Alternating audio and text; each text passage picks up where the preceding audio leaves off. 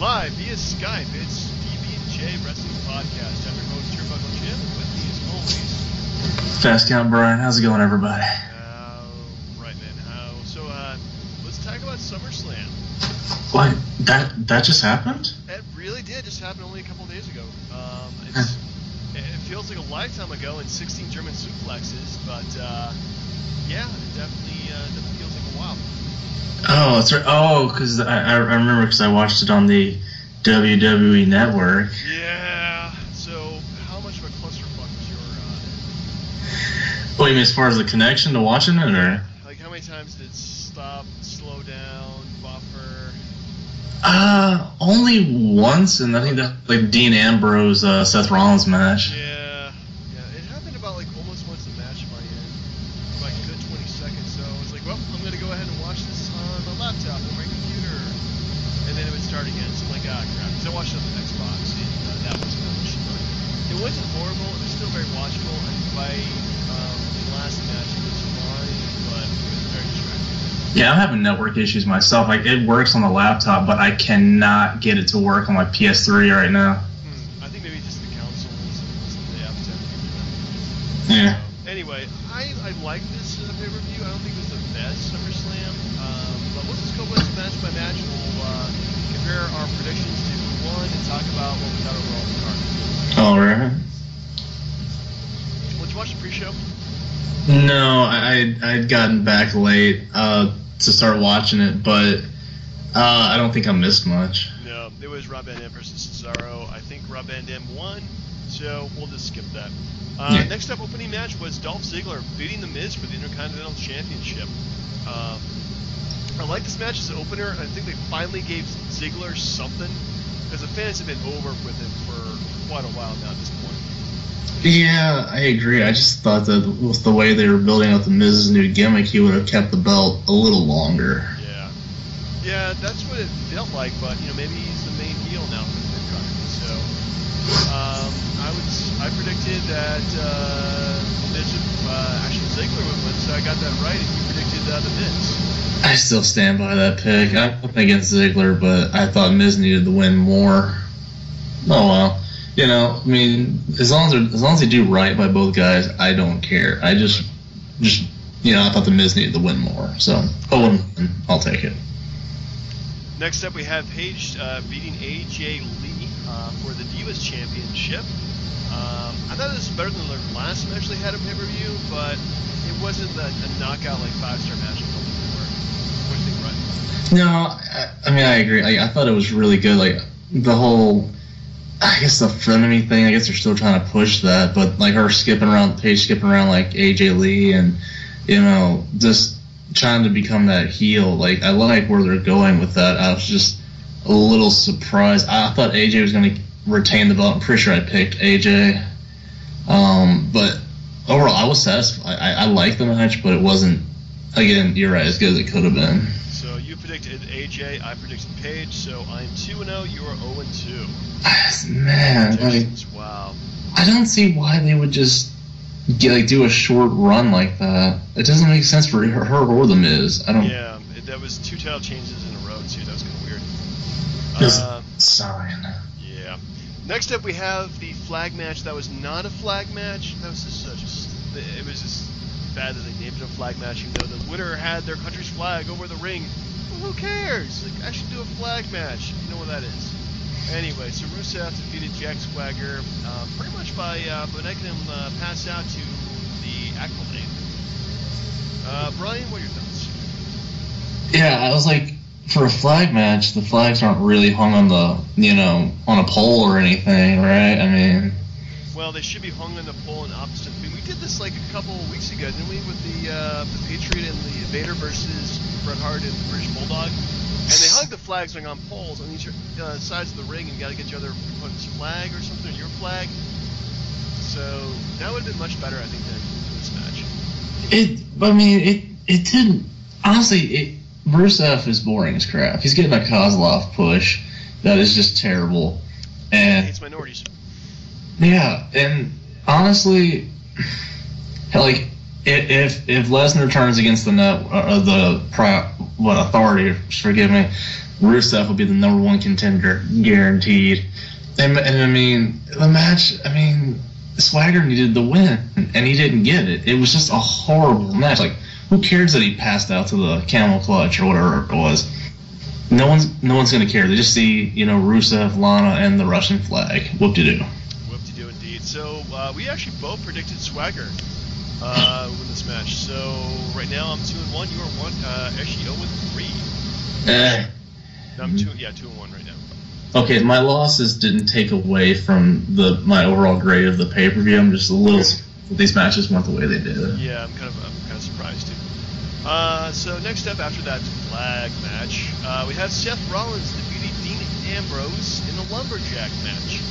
And I must say it was actually the best lumberjack match I've ever seen.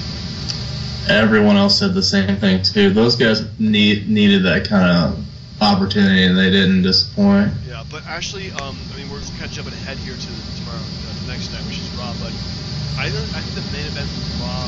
That was even better than this lumberjack match. I just hope they don't end it too soon. You know what I mean? Yeah. Well, they should really keep this feud going to WrestleMania, and it's got the life to do that. It's been such an awesome feud. The fact they had like pretty much every single wrestler out there, and eventually have them all brawl. It was just great. Yeah, it was a little surprising seeing the guys go after the lumberjacks instead of the lumberjacks going after them. Yeah. It's kind of a weird. Yeah, it was kind of a weird setup there because they were fighting the lumberjacks fighting each other. It was just a good old fashioned brawl. I liked it.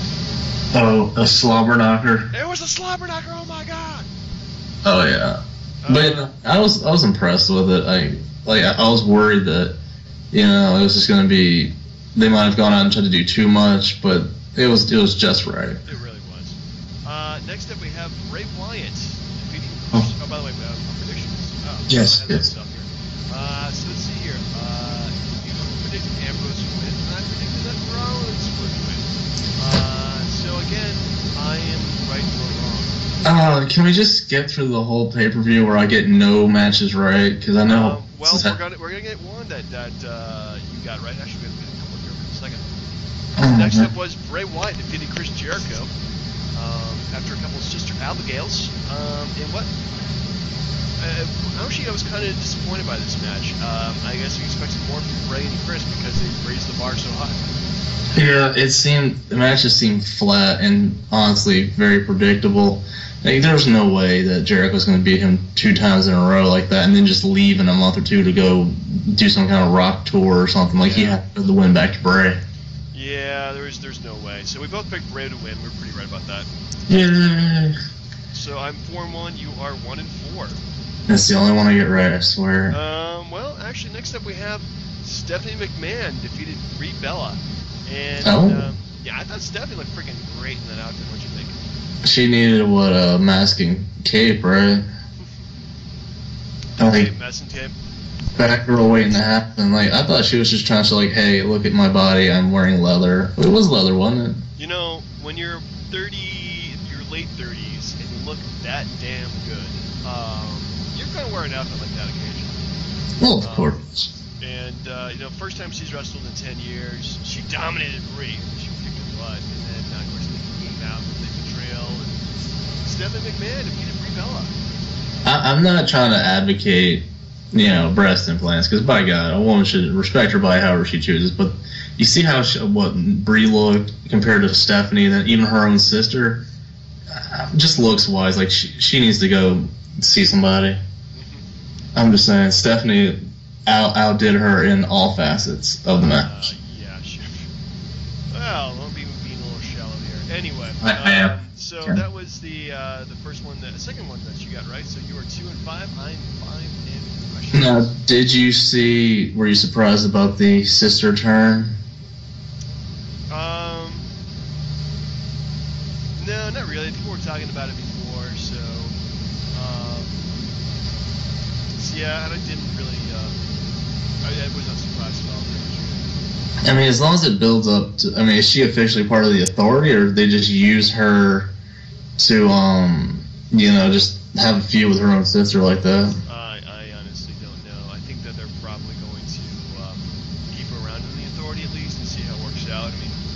Authority itself, like, as a stable, is pretty weak because they don't really brand themselves. There's no, like, Authority symbol. It's just really Triple H, Stephanie McMahon, and whoever they're employing at the time. So it's such a blanket organization that, you know, you could really be a part of the Authority, but not really. Like, the Shield was kind of part of the Authority, but they're also the Shield, too, so. Yeah, they need to make it like an NWO kind of deal. But I'm talking about just blow it up to where like there's 15 people in the ring at the same time. But no, I mean, for me, they need to keep her in the Authority just so when Cena decides to step back, he's like, wait a minute, why is my girlfriend in the Authority? This is crap. Yeah, what's going on here? Yeah. Next up, we had Randy Orton losing to Roman Reigns. Yeah. And a decent match, I thought. What'd you think of Raw? Well, I'm pretty sure I got that one wrong, definitely. I think you did, actually. I felt bad for Orton because I kind of felt like he needed a win because he's been jobbing so much, but honestly, Orton carried the match. I mean, for me, like, I thought that at times it seemed like, you know, Roman Reigns had a little difficulty trying to, like, you know, get the match started on his own. Like, I feel like without Orton was that veteran hand that, like, walked him, not only carried him, but walked him through that match. I feel like it could have been a lot better. It was kind of flat to me. Yeah, Reigns really needs to develop a better moveset, I think, because he has, like, 3 or 4 moves. He's definitely improved when he first started, but he's got a lot of weaknesses that you can't really mask, because when he's in the Shield, you can mask him really well. Being a singles guy, the way they're booking him, like, maybe it works, maybe it doesn't, but at least it makes him, if they do want to push him to the main event scene, it would definitely work, because now he's beating the guy who's champion WrestleMania, so. You know, as far as moveset goes, I can't say anything against them, because, I mean, how many moves does Cena have, or Hogan had, or Austin had? Like, you know, like, yeah.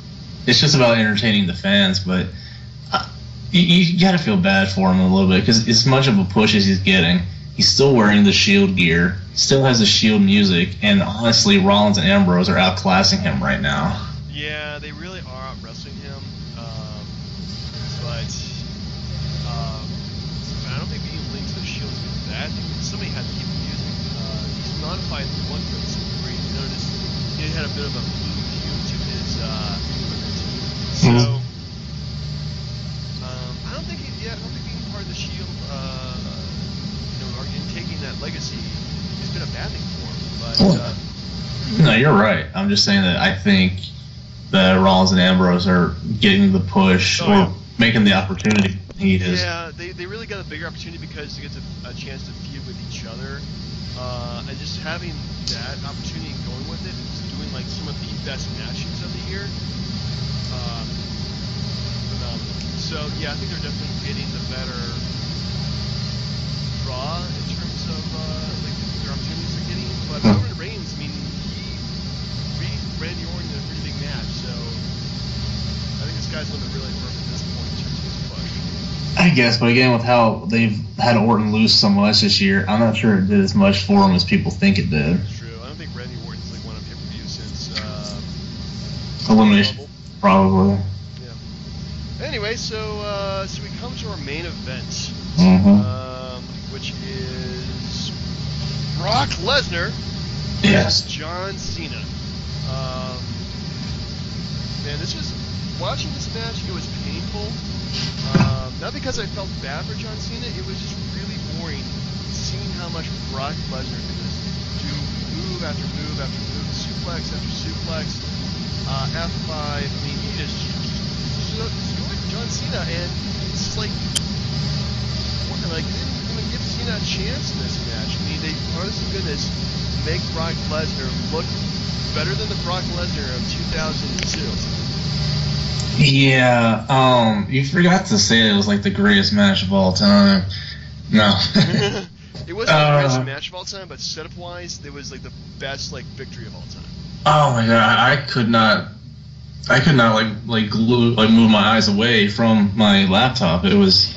It's one of those things that, say what it is about being a hater, but you always think they're never gonna have a match where Cena just gets the living crap beat out of him, and not one of those matches where he rises up and keeps coming back. He just takes an ass whooping and doesn't come back. No, it's very realistic. Got this shit. Yeah, but you gotta wonder now that Brock Lesnar has won the belt, and we're gonna transition, I guess, to Raw in a second. But now he's won the belt. Like, I feel like really optimistic for the company, because that's their decision who they want to make champion, at least for the time being. That's freaking smart. Well, the only thing is, like, if Cena was like your top guy and you jobbed him out, who's the next guy? That's a good question, because there's so much up-and-coming talent right now that I could really see a lot of people feuding with Brock Lesnar. But that's the thing. It's predictable now, because if Cena couldn't beat him, who can? And I don't think anybody's been built up to a point where they're saying, I have enough momentum and I am a better wrestler than Cena at this point. Yeah, well, that's true. I mean, that's something we probably will table for like next week. I think probably a good top 5 list, maybe. Well, I had a different thing in mind, but I'll tell you, I don't see him wrestling every pay-per-view, because honestly, I think it's one of those deals that, like, somebody has to earn the right to face him, that kind of deal. So, like, maybe every other month. I don't think he defends the belt every month until WrestleMania. Yeah, I don't see that either.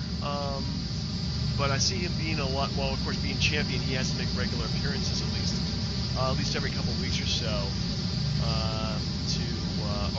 Good thing having Paul Heyman as being his advocate or manager. You get to put Paul Heyman out there. Brock is still visible just by Paul Heyman. Well, it's just like when The Rock had the belt. Like, he showed up on Raw a few times, but he only wrestled pay-per-views. That was it. Yeah. Well, we knew The Rock. Yeah, and I saw some story where it said they were trying to, their early favorites for Lesnar was like, was it Roman Reigns and The Rock? I'm like, no. Yeah. Well, we'll see how WrestleMania who the top guy is, because there's so many things that are up in the air at this point. So overall, what would you rate Summerslam? I would give it A triple plus just because of the main event. But I mean, in all seriousness, besides that match, if you take out, like, I mean, to me, there's 2 watchable matches you could watch over and over again. It's Ambrose Rollins, and for me, the main event. Yeah. So 2 out of 7, 8. That's not bad. I'd give it a B plus. Yeah. I like the first match. I like the second match not as much though. Third match was kind of okay. Rollins and Ambrose was freaking great. But yeah, overall, did it live up to its hype? Kind of. I would actually just give it a solid B. Huh. There you go. I mean, as if anyone watches Community knows, pluses and minuses are whether you like somebody or not. It's just the letter grade that counts. Yeah, it really is. Yeah. So anyway, so let's move on to Raw. So what were your top 3 takeaways from Raw? Wednesday, but from Monday night, because we're doing this on Wednesday. I thought that, I've started to read Bleacher Report now, and a lot of stuff they say is pretty good, especially when it comes to, like, Stephanie McMahon. Like, she is the best heel in the business. She really is. She's scary good. Like, just coming out there to Daniel Bryan's music with a Steph shirt, and then doing the Daniel Bryan, hop to the ring, which for her was fantastic. It was good. Yeah, it was great. You know what I'm saying. But no, I guess as far as the takeaways, like, is the new WWE World Title that much different looking? It doesn't have that stupid, squiggly crap, whatever, from the edge there, which I'm finally glad they got rid of. It looks like they just bedazzled the crap out of it to me. Yeah, I really miss, like, my favorite title belt was the old, like, the classic Hulk Hogan, that kind of era, Giant Eagle kind of belt. Oh, no. Did Hogan have that one? I'm thinking of Hogan, like the belt that Hogan had. I think you know the one that Austin had before they did the Smoking Skull belt? That one? That one. Yeah. No, I mean, years. I mean, I thought Paul Heyman's, talking about Lesnar was pretty good. I guess, Rollins and Ambrose having a better match in SummerSlam for sure. And holy crap, Big Show's back. Looking pretty good too, I must add. And beat the Wyatts. What the hell? Yeah, that was. I think they're just trying to build up Mark Henry so he'd be credible to face Rusev. I'm just disappointed now. Like, you know, like those guys were like feuding for tag team titles, and now they're jobbing to two guys who are jobbers.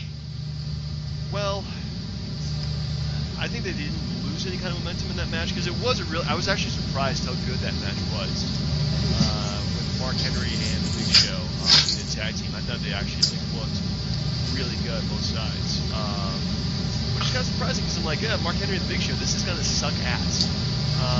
But no, I was very, very impressed by it. So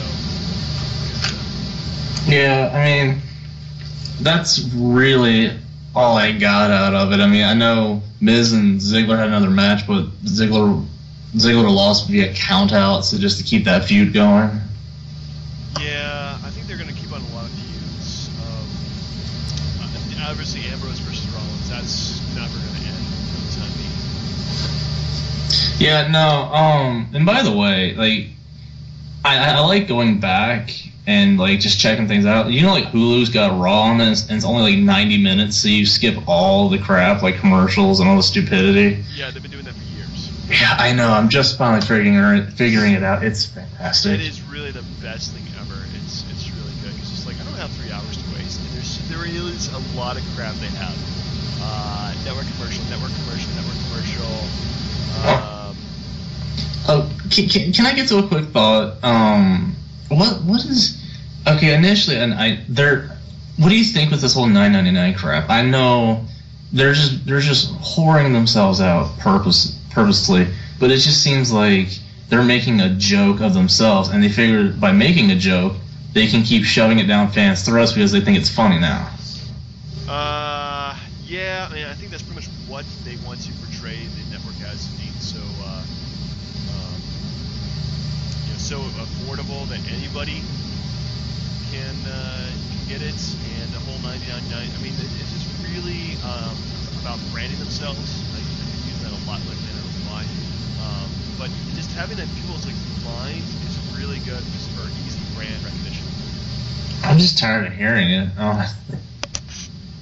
Yeah, but since they only grew by like 40,000 viewers, something like that, or subscribers, and they're doing the international thing now, so I'm hoping it works because it's a damn good buy. Honestly, for every single pay-per-view, I mean, I would just get that for that alone. And one other thing to think about, the network has a lot to do with how Lesnar's title reign is going to go. Yeah. Because, you know, you can go without him, you know, defending the title on pay-per-views because you're not dependent on the pay-per-view money. Yeah, there's something to be said about that too, but also with him being champion now too, you kind of like wonder if they changed that, because obviously they changed the logo, they changed the belt, they have a new champion, which is Brock Lesnar, who is pretty close to being a household name for being a professional wrestler and MMA guy. Yeah. So, I mean, I think that just by doing that, and they had a lot of build. I didn't see these things, unfortunately. I don't have enough time to watch everything on the network.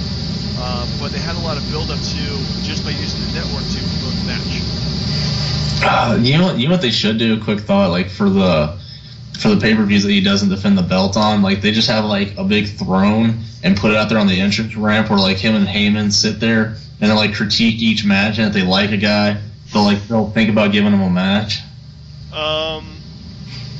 That's just horrible. That is honestly horrible. Go back to the 90s and then it will talk. Yeah.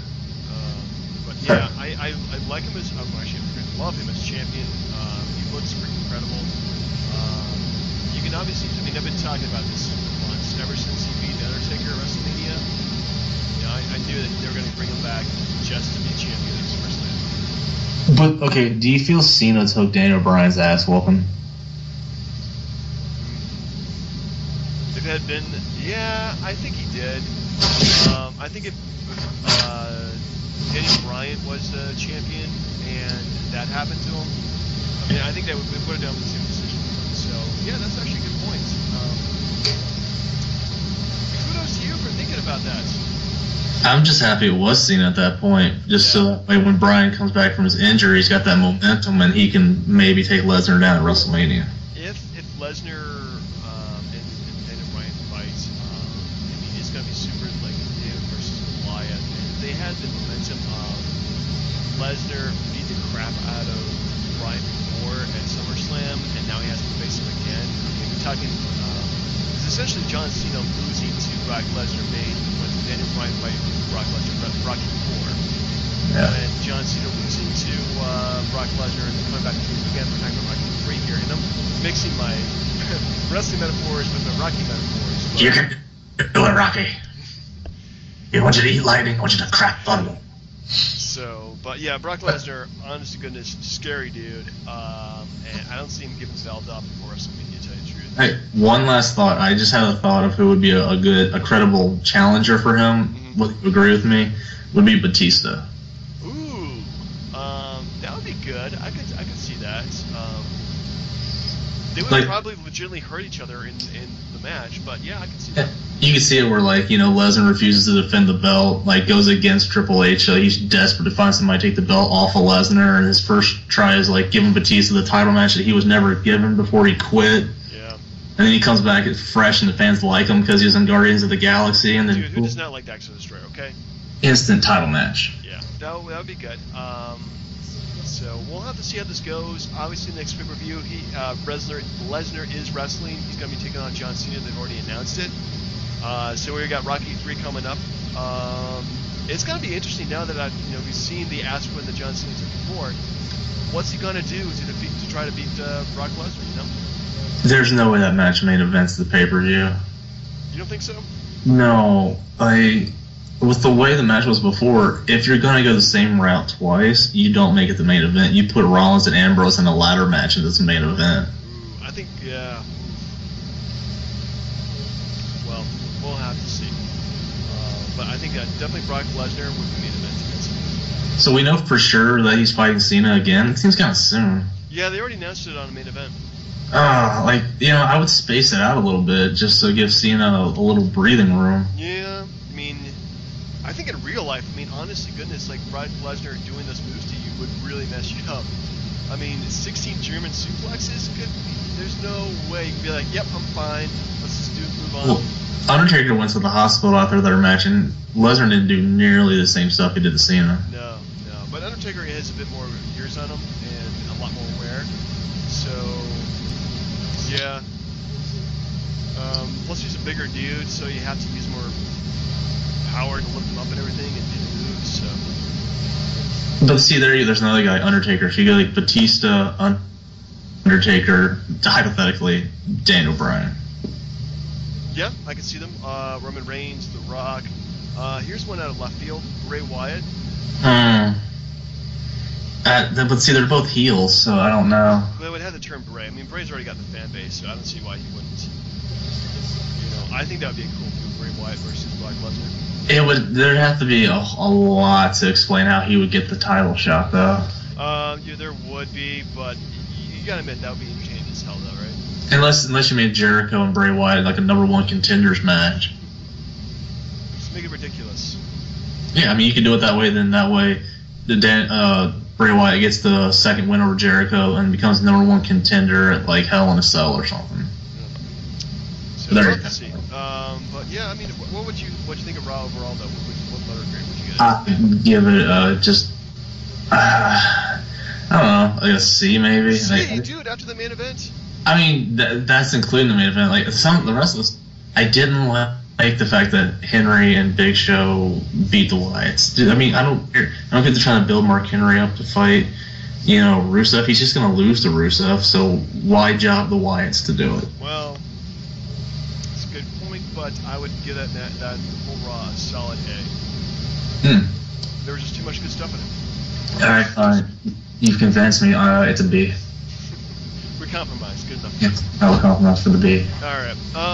So moving on. So before we do our top 5 list, we wanted to do a new feature, which is Trivia Champ. Ooh. So essentially, one person would be the title holder, the other person would be the challenger. The title holder will give 2 clues about a wrestler to the other person. These have to be about wrestling. They can't be anything about what they did outside of wrestling, unless it's pretty obvious. The challenger can ask one question, and then he guesses. The person or wrestler or thing, and then all is revealed. If the title changes hands or if somebody's new champion. Oh, okay. I like that. Now, at some point, if you just want to do like just trivia as well, I could probably do some stuff off the top of my head, see what you know, but we'll go with it. We'll see. Just for you fans at home, we're trying new stuff. So the category is wrestler. That's a good one. Yep. Guess the wrestler. Okay. All right. So first clue: he is well known for being in a steel cage match with Hulk Hogan on Saturday night's main event. Oh, okay. Do I get both of those, or can I guess at any time? Oh, you got to get both of them and ask a question. I wanted to go through the whole thing, so people. Okay. One of his managers includes Bobby the Brain Heenan. Mm-hmm. And question? No, I kind of think I know who this is. Yeah. All right. Who is it? King Kong Bundy. Really? Yep. Steel cage match. I thought Bundy was managed by Heenan at one time. I believe that you are close to being correct. Bundy did fight Hulk Hogan in steel cage wrestling on Saturday night's main event. Would you like to ask the question? I'm going to give you that one. Okay. Did this guy recently come out on Raw and have a really bad mustache? He really did. Okay, so Paul Orndorff. You are correct, sir. I forgot. I thought they wrestled on main event too, but you're right. It wasn't WrestleMania 2. Yeah. Yeah, it was. It really made main event pretty big, actually. Fantastic matches. When I will go back and watch it. It's great. So ready for our top 5 list? Yeah, absolutely. Okay, so this week I chose the top 5 list, and it was our top 5 talented wrestlers, people who only train a little, not their whole lifetimes, picked up wrestling and really good with it. Within a span of only a year or 2 years, and really made it to the top of the company. Right. So I'm hoping you had the same idea in terms of talent.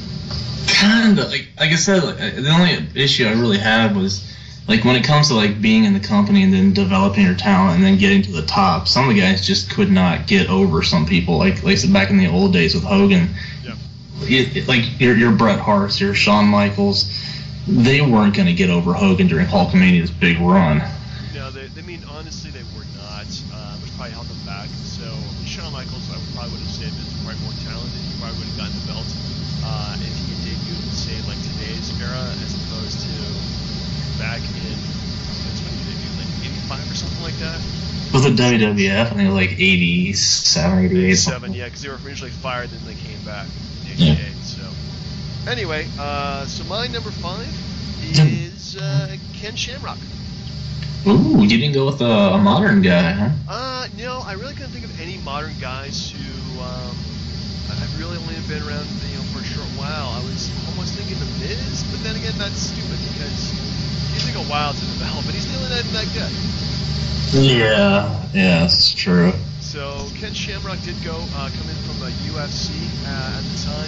Probably a good career move because UFC was really starting to get kind of bad rap. Wrestled for a little over 2 years.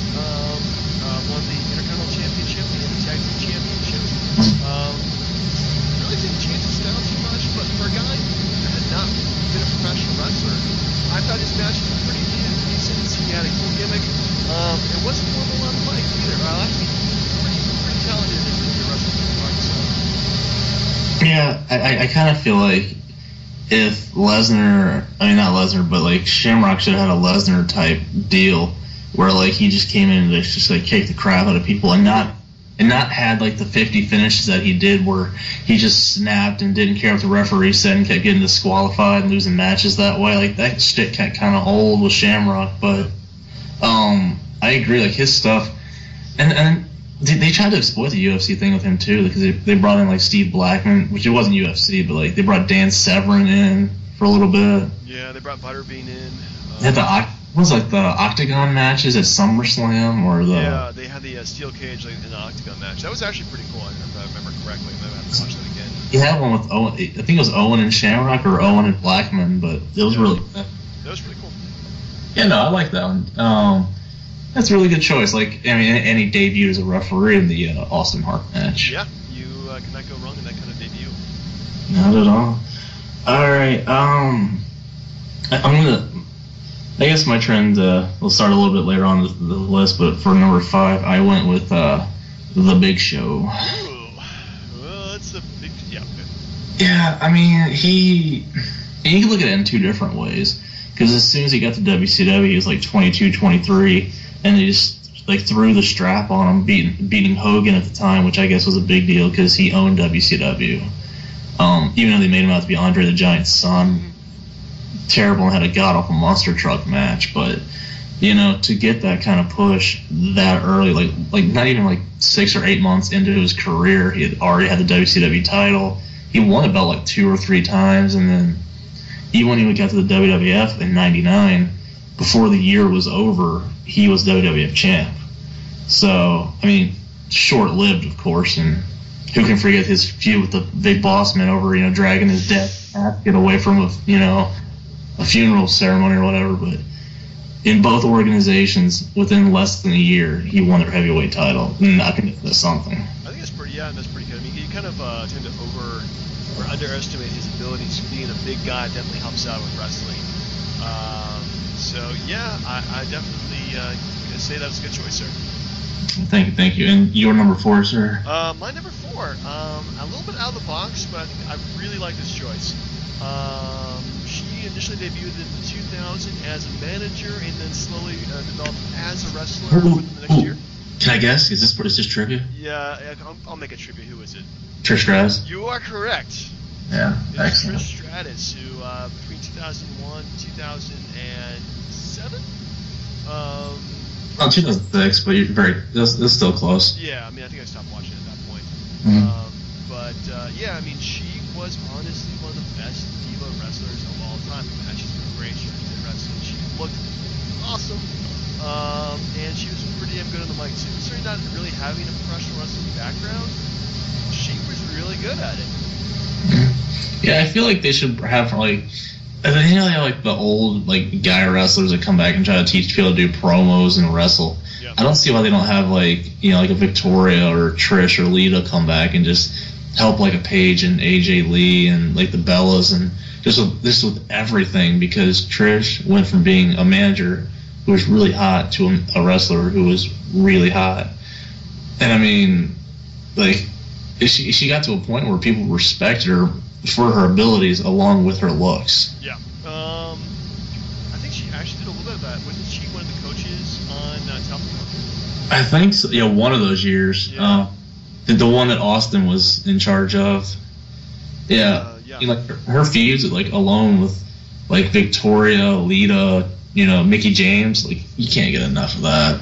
No, she was fantastic. I mean, especially when they really were wrestling in a very sleazy environment, I hate to say, the post-Attitude Era. She was a real trooper and really made it classic. So. Oh yeah, I mean she did get into a couple bra and panties matches though. Don't let's not forget. Those were not bad at all. No, definitely not. But she did spurn the Playboy advance more than a dozen times. Yeah, so good for her, I guess. We've never seen her. I mean, good for the guy she's married to. That's all. Yeah. Anyway, so what was your number 4? Bobby Lashley. Bobby Lashley. Okay. He was almost one of my picks, but I decided not to. I mean, he just went from. I guess he was Army. I don't know what his job was or what he was doing, but I'm assuming Army wrestling team, something like that. And then he just comes in, gets pushed to the moon right away. Has a U.S. title feud with King Booker, and then he just keeps going, and then he gets the force-fed the ECW title in the one and only ECW WWF made pay-per-view that wasn't one night stand. But I mean, I just felt like he was pushed so quickly, and then he left so quickly. I mean, the only thing he's really known for was helping Donald Trump win at WrestleMania to shave Vince McMahon's head. Yeah, I remember he was pretty damn good. And then the next month, I think he lost the ECW title to Vince McMahon, which I think was just a shot at the hardcore people altogether. But I thought for the time he was there, like he was really good. I didn't really have any issue. I didn't think he was that boring. He couldn't talk worth a lick, but he didn't really have to. He just kicked the crap out of people. So good for him. Yeah, good for him. All right, so my number 3 at this point, former Olympian, definitely not a young man. Well, a younger man, I guess when he started out, but debuted in '99. Kurt Angle. Nice. Yep. He was to win the WW. Actually, he won pretty much every single belt they had in the company, including the big one, less than 2 years after he debuted. And honestly, like, he is a naturally talented entertainer. He definitely understood what his gimmick was. He was awesome on the mic, or she is awesome on the mic. Was an excellent wrestler in terms of chemistry. He could pretty much wrestle anybody and make him look pretty great. Wasn't the biggest guy, but just basically on his own natural athletic abilities, he could pretty much take anybody on. For a good up until he was hired by let go by the WWE TNA. I mean, he had a fantastic run there where he felt multiple times, and mainly headlining WrestleMania. So after his initial run, but you were right to an extent, which is he won every belt within the first year, which is phenomenal. But I know, like, after that run where he had like good matches like Triple H and The Rock and the Armageddon Hell in a Cell, which he actually retained the belt. I felt like they used him in more of a jobber way, not jobber, but like a place setter. Like anytime he had the belt, it was just to hold on to it till like the next guy got it. Like when he feuded with Lesnar, or like Eddie Guerrero, or like when Rey Mysterio won the belt at WrestleMania, he was the champ. I felt like they could have done a lot more with him, but his Shawn Michaels match at WrestleMania 21 was one of the best I've ever seen. Yeah. And that's hard, and that's a lot to say because I don't like Shawn Michaels. He screwed Brett. That's all there is to it. No, but it's a really, really good show. Surprised it was at low as number 3. Well, number 1 and number 2 are pretty big, and the reason I had my number 3 is because it didn't stay around as long as he could have because of multiple substance abuse problems.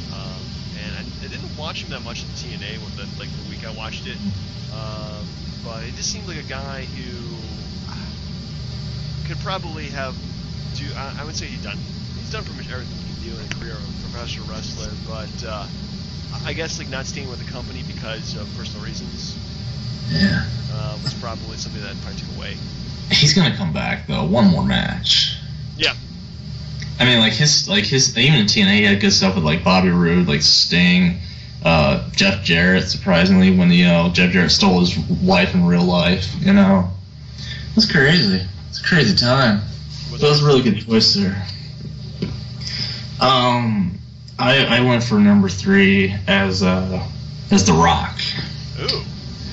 Yeah, I mean, within 2 years of his debut, 2 years exactly, like he's debuted at Survivor Series '96, and then Survivor Series '98, he won the title over Mankind. But I mean, like that time, like they kind of forced out the Intercontinental title on him pretty early, and the fans hated him for it. But I mean, like when he turned and went to the Nation and had his matches with Shamrock and Triple H and then Stone Cold, like he brought that ability because third generation wrestler, like the first one before Randy Orton showed up. Yeah. But like he had the talent, he had the athletic ability, like the charisma was just out the charts. And then as they started giving him more higher profile matches, more credible opponents, he looked better. The crowd ate him up, and he is where he is today. So The Rock had a pretty good push early and backed it up with what he did after that. True. Good choice. And you might show up on my list later on too. Since one choices. Oh, very well. Anyway, so my number 2, Brock Lesnar. Very well. him and Kurt Angle were pretty much 2 and 3 in my book. They're pretty interchangeable. I have Brock Lesnar. I mean, the guy won the title within 6 months, I think. Well, no, I was just thinking because he debuted the night after WrestleMania and then won the belt at SummerSlam. So yeah, within 6 months. I mean, that's pretty damn. Yeah, that's pretty fast. Pretty fast. Pretty fast. He really backed it up, you know, in terms of his ability, and could actually wrestle good matches. A lot of people compare him to, say, like a Bill Goldberg, who I briefly considered to be on the list. But Goldberg, like, honestly, like, tell me one memorable Goldberg match that was like a good wrestling match. I was about to say, like, you know, his Hogan match on Nitro was the memorable match. Yeah, but it wasn't a good wrestling match. The thing is, like, Goldberg wasn't actually like a wrestler like Brock Lesnar is. And like Lesnar, like, he had a good 2-year run there where he pretty much dominated the company. Okay. And pretty much left just because he was kind of sick of doing the whole road thing, which one of the reasons he came back recently is because they gave him a contract which says you only do limited appearances, which is great for him. But yeah. I guess, you know, gotta admit, the guy had a natural athletic ability. He was part of that OVW class of 2002, I want to say, including Cena, Orton, and Batista. And like, he was probably like the most talented of all of them. Of course, he won the belt, you know, a lot silly than any of them. Didn't hurt that he had a guy like Paul Heyman doing the talking for him either. Yeah, I mean, he can still, the fact that he can still like stay out of wrestling for almost a decade, come back and look just as dominant and as spectacular as he was when he started. Hold on a second. Sorry. Ladies and gentlemen, Brian screwing up my monologues. He doesn't have the audacity to mute himself too. That's just great. Way to slow down. Thank you.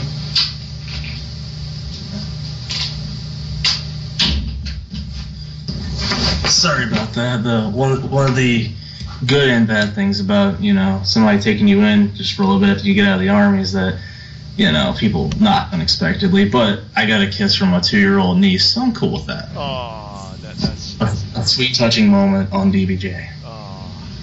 And now we're back to kicking ass. And we're back to Brock Lesnar destroying John Cena. Did you just do another German suplex? I think he did. I think he did 5 during the show. My apologies for interrupting you. What were you saying about Lesnar? Lost my train of thought. Brock Lesnar kicked the bucket, but you know, still the sky's the limit for the guy. He's not much of a talker. He does have really not like a natural ability to, let's say, angle, but just as he looks, he's got crap out of him. Indeed. Like, honestly, the guy almost made a professional football team and not even playing college football, just on his athletic ability on the 6 o'clock. Yeah, and he actually had kids with Sable. That says something too. That is impressive, I gotta admit. But honestly, he would just look at a woman and she would be pregnant with his kids. So he's got Chuck Norris-like ability, huh? he does have Chuck Norris ability. Honestly, the reason they call him German suplex is because that's Brock Lesnar suplexing the entire country. Ouch! I felt that one.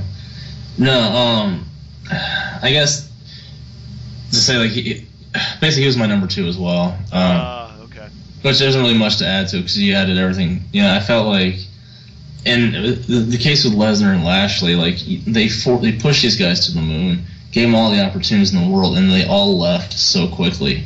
I mean, Lesnar came back and got what he wanted. I think Lashley's doing some stuff in TNA right now, like off and on. But like, a lot of the problem with this list was that these guys, you know, they got those opportunities so fast that I think they got bored at being at the top. That's just what I thought for Lashley, at least.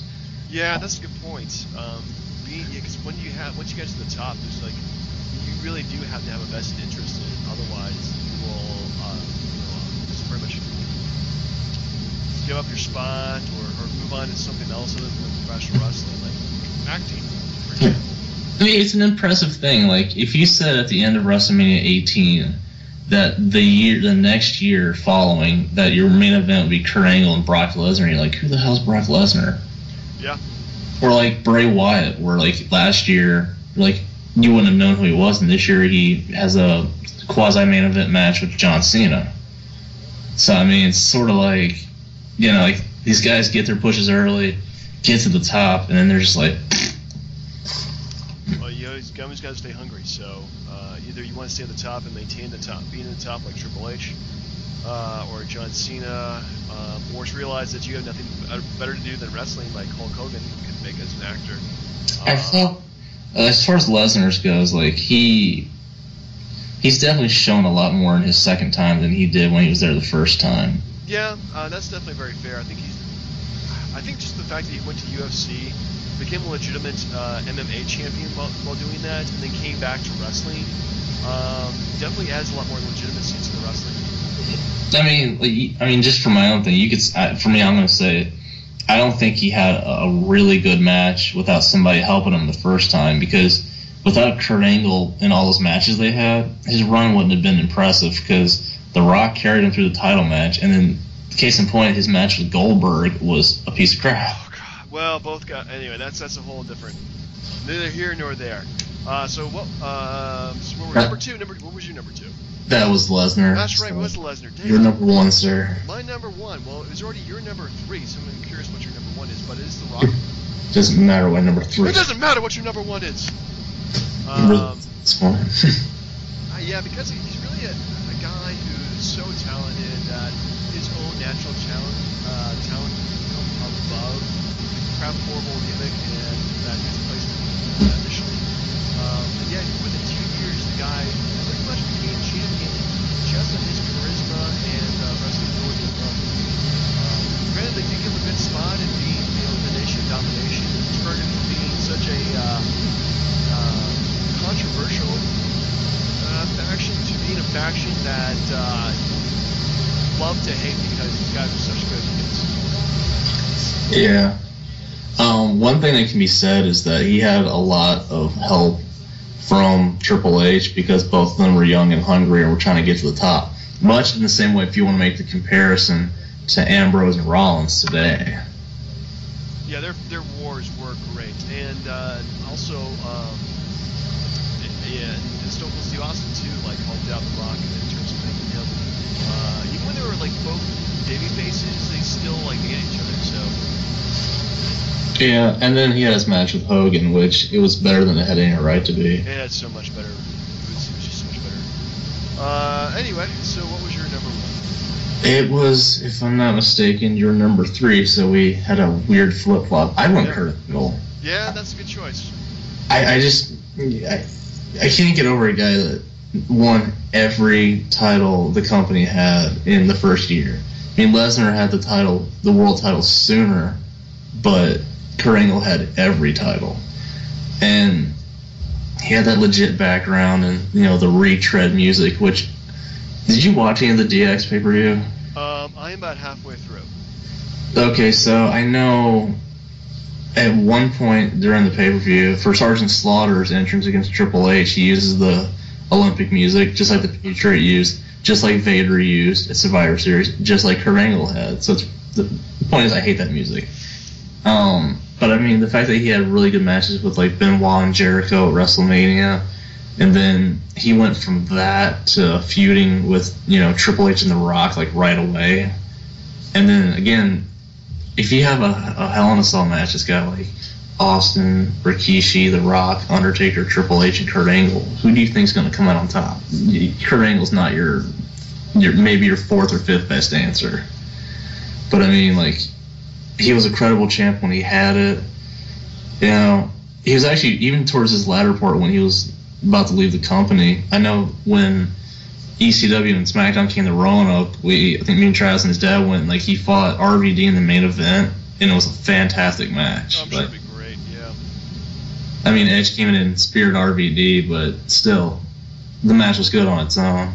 I just thought that like his talent has withstood even through all these years with injuries, and when issues, so to speak. Like, he can still get it done no matter what's wrong with him. I just think he's best pure talented wrestler that they've had. That's a good point. I think pretty much any of those top 3 guys are pretty interchangeable, as we've seen. You just kind of wonder, though, like, when he went to TNA, like, why it didn't get so much of a better response in terms of fans watching it. It's because TNA's crap. Honestly, like, how many WWE or F guys have they used that just, they didn't pan out? It's a lot. It's because the company doesn't know how to use them. They're the WCW of today. I wouldn't say they're WCW. They're like WCW, like, just kept on dying for a good 10 years. That'd be the closest equivalent, so. Well, I mean, I don't know. The TNA discussion's for another day because they're an entire joke. But I mean, I think, like, hands down, like, even if you put The Rock in the ring with Kurt Angle and you said shoot and just have a wrestling match, Kurt Angle would just destroy him. Oh yeah, Kurt Angle knows more holds than you would ever go in your lifetime. I think Dean Malenko would have to relinquish the 1,000-hold title to Kurt Angle at that point. Yeah, Kurt Angle. I go back and watch some Kurt Angle matches. I'll tell you the best one. I'm kidding. It's one of the worst. The one that you went to see when he beat the crap out of Eugene at SummerSlam. You know, we were cheering so hard for Kurt Angle at that point. Not to cheer against a person with mental handicaps, but I think that was a fun little match. Yeah, to be fair, everyone hated Eugene at that point. Everybody did. He was one of those guys who just got pushed and then never went away. But good list, I think. We had a lot of the same guys. We got to do a list that has a bit more variety to it sometime. And you're gonna get it with this one because it's more of a, we're gonna be pleasing so to speak, pleasing ourselves with this next top 5 list. Ooh. Basically, just for the fans out there, you know, we've talked about our favorite wrestlers from, you know, time to time, but what is your top 5 favorite matches from your favorite wrestler? Ooh, man, that's gonna be hard. That's gonna be a fun list. Yes, we are gonna be pleasing ourselves. Man, it's gonna be hard. We'll have to do some work this next week then. And I will defend the trivia championship next week. You should. Then I shouldn't have given you such an easy out. Anyway, for the DB&J podcast, this is Turnbuckle Jim.